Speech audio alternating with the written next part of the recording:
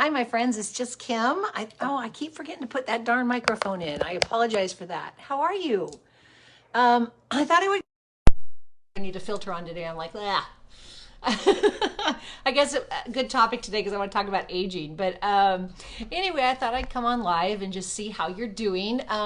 For those of you who don't know, we did lose our little Shasta yesterday. I did post a picture of her and I. She was a very sweet little dog. If you guys don't know, I have a 501c3 nonprofit. We're not really hi Wendy. We're not really doing it right now since the loss of my son and both my sons. We kind of backed off and decided when we came to Florida that we would not intake anymore until these guys are gone and we get to travel a little bit and do some things, because we've been pretty homebound because of the old guys that we take on. We always take in hospice or senior dogs and cats. And so we came across the country with 11, and we're down to 7 now, which is really sad. But little Shasta yesterday came to us from a shelter in Utah, and she was deemed unadoptable because she kept biting everybody.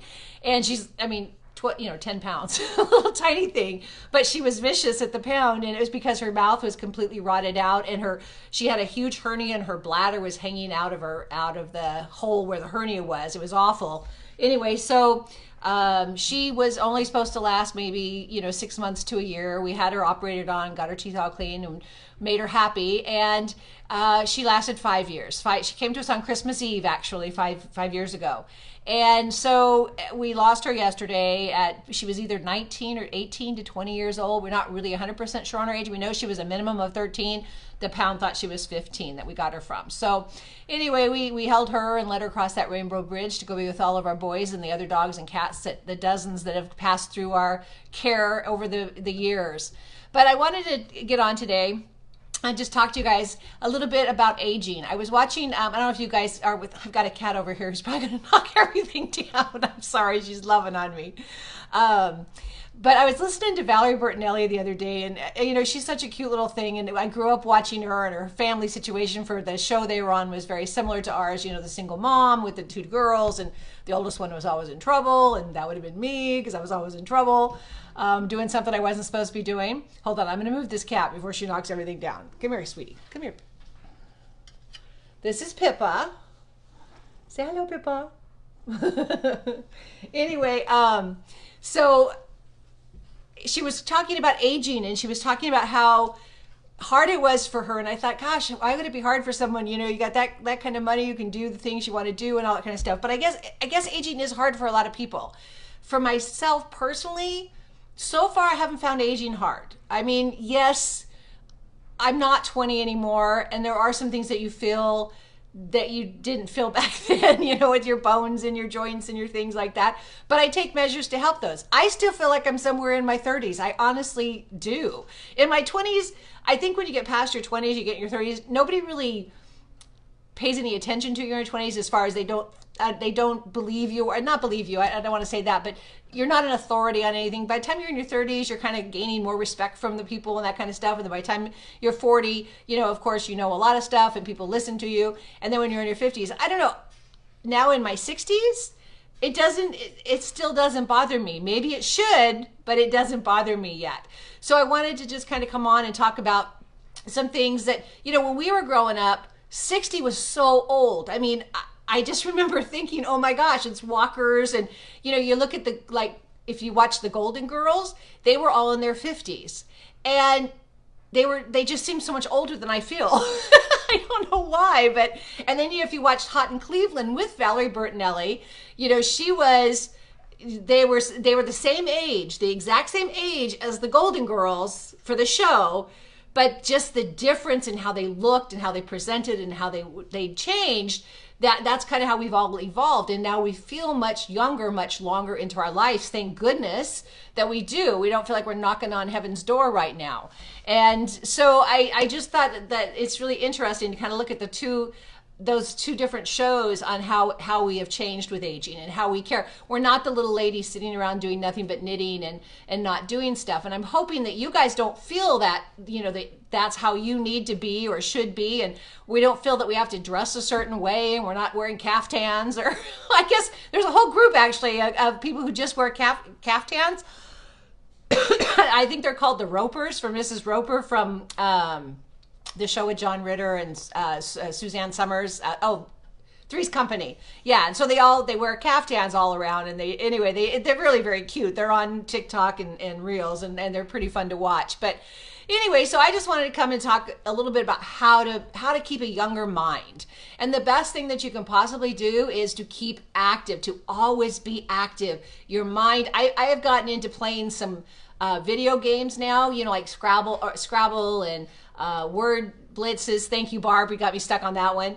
And solitaire and those kind of things. Because you can compete with people and stuff. And it really does keep your mind going. And you really need to do things to keep your mind going, and different things. If you're always doing and thinking the same things, you're going to, your brain starts to become affected by that, and your brain starts to shrink with age. So you want to make sure that you're constantly expanding it and keeping those neurons just going, so that you can keep your memory and keep those good things going on in your mind and keep active.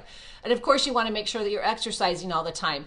That, you know, if you're exercising all the time, your joints don't feel bad like those people who don't exercise all the time. I mean, those people who hit their 60s, you know, it's hard, you know, to get out of bed, or hard to get off the chair, or hard to get off the couch, because they're not exercising. If they're exercising, they're not feeling those same effects. Also, I really encourage people, you know, take your hyaluronic acid, take your collagen, you know, take those things that are going to help your bones and your muscles and your joints last longer. We've got to keep that going. Hi, Susan, long time no see. Anyway, also create a community. So as we age, and like I said, with me and the grief that I've kind of gone through and the people that I've lost, you kind of lose a lot of your community. You lose a lot of those people in your life. It's a natural progression of aging, but it's also a natural progression with grieving. It's even a lot more so. So if you're, you know, in your 50s and your 60s, and most of the people who follow me are in their, you know, 40 plus. I do have some younger people, most are 40 plus.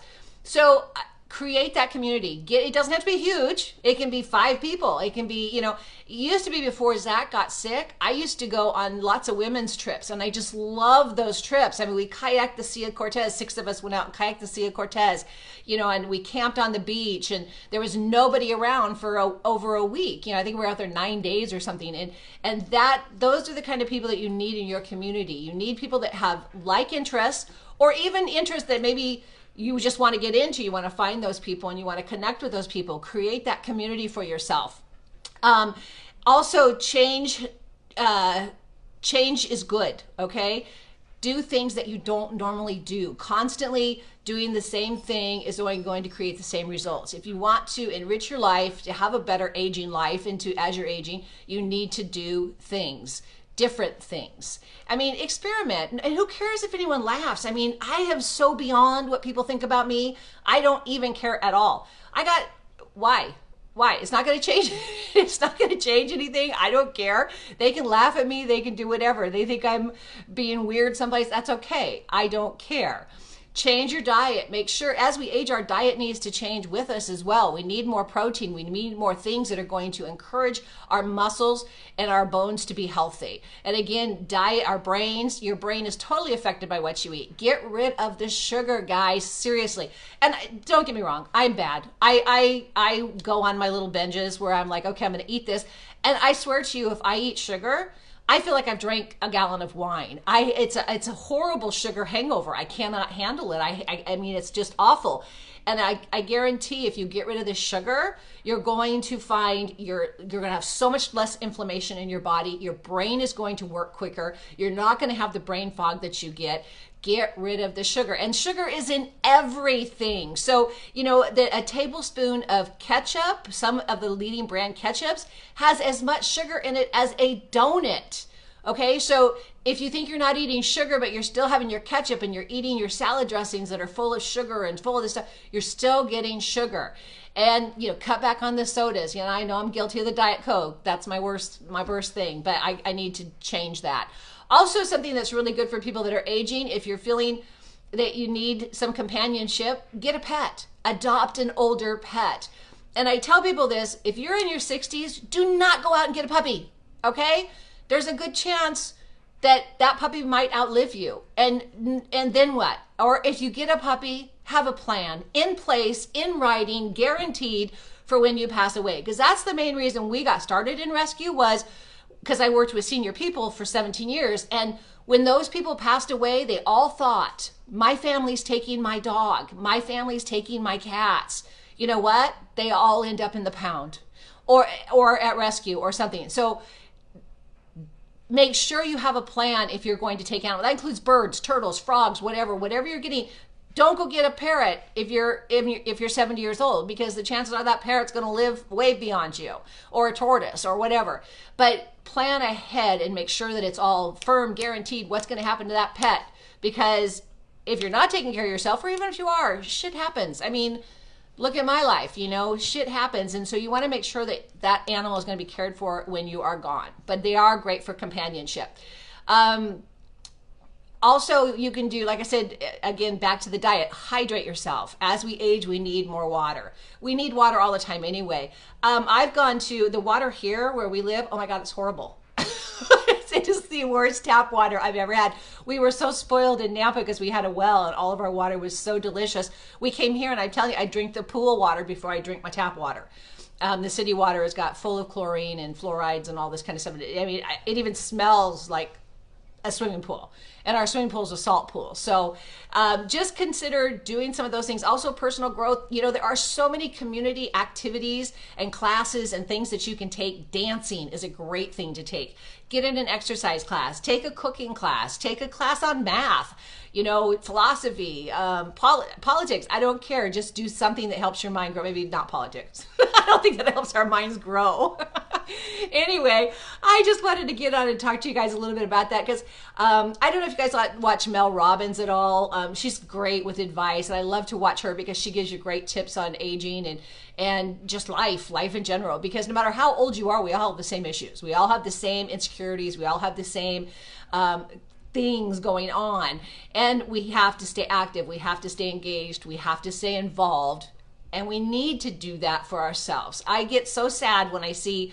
We have a little lady who lives by us here, and she's got dementia. She's a career military woman, retired from the military, and she's all alone. She has no family. She has no friends.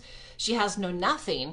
And she has dementia. And so Chet was over helping her today. I mean, it's just very hard, and it just breaks my heart, because I think what happened to her was she left the military and boom, all those connections just went away, and she really didn't make any more. And it's kind of heartbreaking. And I don't want to see anyone ever be like that. I mean, it's just so sad for me. So I encourage you to get out there, meet people, talk to people, make those engagements, build your community, find yourself exercising, singing, dancing, doing anything that moves your body and makes your brain work a little bit. If you're just sitting around watching mindless TV all the time, it's not going to help you. If you're just sitting around reading romance novels, reading does help your brain. Yes, it does. But if you're only reading romance novels, I don't think it's the same thing as actually hands-on learning something.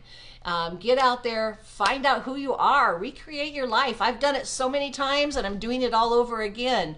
And so I just wanted to share that with you, that those are my ideas to help you age better. And I hope they help. Like I said, they help me. They're what keeps me going.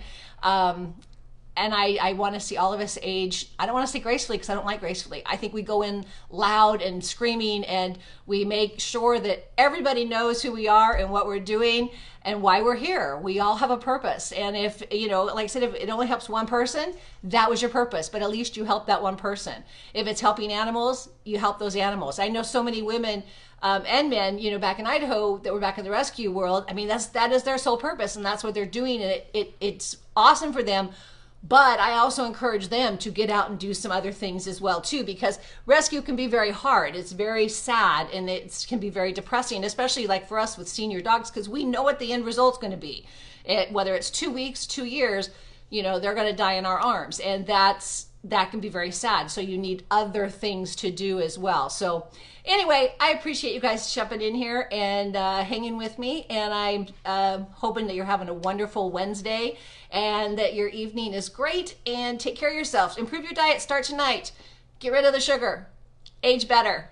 You can do it. Thanks, you guys. Take care.